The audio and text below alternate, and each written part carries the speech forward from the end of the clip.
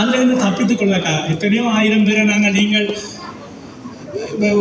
சிநேகம் பிடிக்கலாம், ஒரு கேர்ள் ஃப்ரெண்ட் இருக்கலாம், பாய் ஃப்ரெண்ட் இருக்கலாம். ஆனால் எனக்கு ஃப்ரெண்ட் எங்களோட நூலகம் தான். எனக்கு ஒரு 5-6 நூலகம் தெரியும். எனக்கு அந்த நான் போகிற நூலகங்களில் இருக்கிற இந்த இலங்கையினுடைய பெரிய பெரிய நீங்கள் கேள்விப்படுகின்ற அரசியல் தலைவர்கள் எல்லாம் எனக்கு பக்கத்தில் இருந்து படித்திருக்கிறார்கள். நீங்கள் யாரை சொன்னாலும் நான் சொல்லுவேன். ஏனென்றால் நூலகங்கள் அங்கே பண்படுத்தும். உனது பாடசாலை நூலகங்களை நோக்கி நீ போ.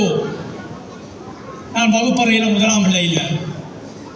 நான் வகுப்பறையில் நல்லா எழுதி வாசிக்கிற ஃபர்ஸ்ட் ரேங்கில் வந்தவன் இல்லை. ஆனால் எனக்கு விலங்கு பணியை எங்கள் 12 வயசுலேயே தெரியும். ஏனென்றால் அது அந்த நான் இருக்கிற காலத்திலே இந்த புரட்சி ஒன்று எங்கள் பிரதேசத்திலே ஏற்படுத்தப்பட்டது உங்களுக்கு எல்லாருக்கும் தெரியும். அந்த காலத்திலே சேகுவாரா மாவோ சேத்துங்கி இத்தனை கிலோமீட்டர் நடந்தார் என்று நான் 7-8 வயசுலேயே தெரிஞ்சு கொண்டேன். என்ன காரணம்? நூலகங்களை தரிசிக்க முடியாது. அன்பான குழந்தைகளே, நீங்கள் இந்த உலகத்தை தரிசிக்க வேண்டும் என்றால் 1 அறிவு, 2 மொழித்திறன், 3 உன்னை ஆற்றுப்படுத்தல். எல்லோருக்கும் நூல்களை தரிசிக்கின்ற வாய்ப்பு கிடைக்க வேண்டும். பெரிய PhD முடி MS வாழ்க்கையில் அமைதியை நம்மளால் சந்திச்சு கொள்ள முடியாது.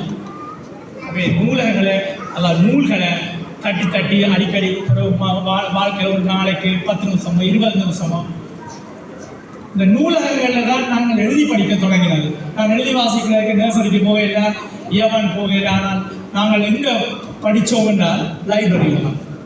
அந்த காலம் யுத்த காலம், அரவாசி காலம், பள்ளிக்கூட காலம். ஆனால் நூலகங்களுக்கு ஓடி போய் பத்திரிகை எடுத்துக்கொண்டு வருவோம். நாங்கள் 11-12 வயசுலேயே.